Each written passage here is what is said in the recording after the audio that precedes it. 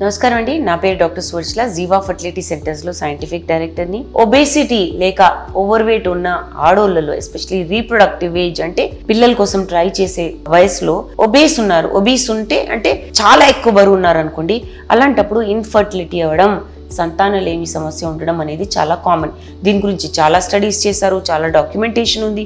And ఎన్నో కారణాల వల్ల ఈ సంతానలేమి సమస్య కావచ్చు ఒబేసిటీ వల్ల అనేది నిర్ధారించారు. ముఖ్యంగా ఆడోళ్లలో ఒబేసిటీ వల్ల హార్మోన్ రిలీజ్ సరిగా అవ్వదు. దీనివల్ల పీరియడ్ సరిగా అవ్వకపోవడము, అండం అనేది సరిగా రిలీజ్ అవ్వకపోవడము, లేదా గర్భసంచిలో ఈ రిసెప్టివిటీ అంటే పిండం వచ్చినప్పుడు అతకపోవడం అనేది ప్రాబ్లం చాలా జరుగుతుంది. సో ఈ ఒబీస్ ఉన్న పేషెంట్స్ లో ఈ ప్రాబ్లమ్స్ చూడడం కామన్. మైక్రో లెవెల్లో చూస్తే ఈ ప్రాబ్లం వల్ల చాలా కాంప్లికేషన్స్ రావచ్చు. హార్మోన్స్ రిలీజ్ అయ్యే ప్రాబ్లం వల్ల ఏమవుతుందంటే, ల్యూటనైజింగ్ హార్మోన్ ఏదైతే చాలా బ్యాలెన్స్డ్ గా ఉండాలో అది ఎక్కువ అయిపోవడము, టెస్టోస్టిరోన్ మేల్ హార్మోన్ అది ఎక్కువ అయిపోవడము, ఈస్ట్రోజన్ అనేది తగ్గిపోవడము, ఇవన్నీ చాలా కామన్ గా చూసే ఇష్యూస్ ఒబేసిటీ ఉన్న ప్రాబ్లమ్స్ ఉంటాయి. అండాశయాల్లో అండాలు తగ్గిపోవడము, అండాల క్వాలిటీ తగ్గిపోవడము, ఇన్సులిన్ ఎక్కువ ఉండడము, ఇన్సులిన్ రెసిస్టెన్స్ ఎక్కువ ఉండడము, ఈ ప్రాబ్లమ్స్ వల్ల కూడా అండాల క్వాలిటీ అనేది పడిపోవడం జరుగుతుంది. ఇది కాకుండా కొన్ని ఇండైరెక్ట్ ఎఫెక్ట్స్ కూడా ఉంటాయండి. ఈ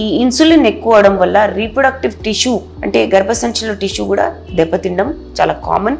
అక్కడ ఒక టాక్సిక్ అట్మాస్ఫియర్ అంటే పాయిజనస్ అట్మాస్ఫియర్ లాగా అయిపోతుంది. దానివల్ల కూడా ఈ ఇష్యూ ఉండొచ్చు. వెయిట్ ఎక్కువ ఉంటే అండాలలో క్రోమోజోమల్ ప్రాబ్లం కూడా అవుతుంది.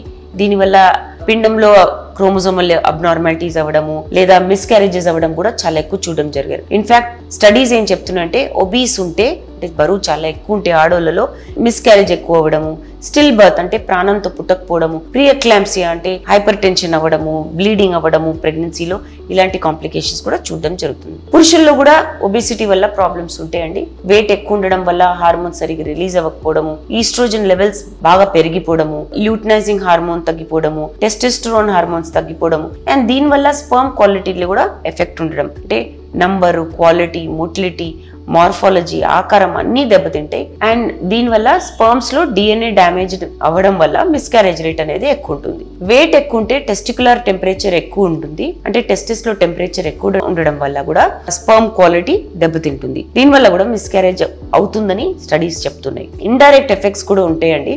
ఈ వెయిట్ ఎక్కువ ఉండడం వల్ల, ఫ్యాటీ టిష్యూ ఉండడం వల్ల, టెస్టిస్ లో టెంపరేచర్ ఎక్కువ ఉండడం వల్ల ఎరెక్టైల్ డిస్ఫంక్షన్ అవ్వడము చాలా సహజము. దీనివల్ల భార్యాభర్తలు కలవడానికి ఇంట్రెస్ట్ ఉండకపోవడము అండ్ సంతానలేమి సమస్య కావడం అనేది చాలా కామన్ ఇష్యూ. ఎందుకంటే టెస్టిస్ కి బ్లడ్ ఫ్లో, రక్త ప్రవాహం సరిగా ఉండకపోవడం వల్ల ఈ కాంప్లికేషన్ అవుతుంది. సో వెయిట్ ఎక్కువ ఉంటే ఆడోళ్లలో, పురుషుల్లో ఇద్దరిలో కాంప్లికేషన్స్ అవుతాయి. దీనివల్ల సంతానలేమి సమస్య కావచ్చు. దీని గురించి ఇంకా ఇన్ఫర్మేషన్ కోసం తప్పకుండా జీవా ఫర్టిలిటీ సెంటర్స్ కి విచ్చేయండి. Thank you. చాలా థ్యాంక్స్ అండి మా వీడియోస్ చూస్తున్నందుకు. మరిన్ని ఇలాంటి ఇంట్రెస్టింగ్ వీడియోస్ కోసం మా ఛానల్ని తప్పకుండా సబ్స్క్రైబ్ చేయండి. Thank you.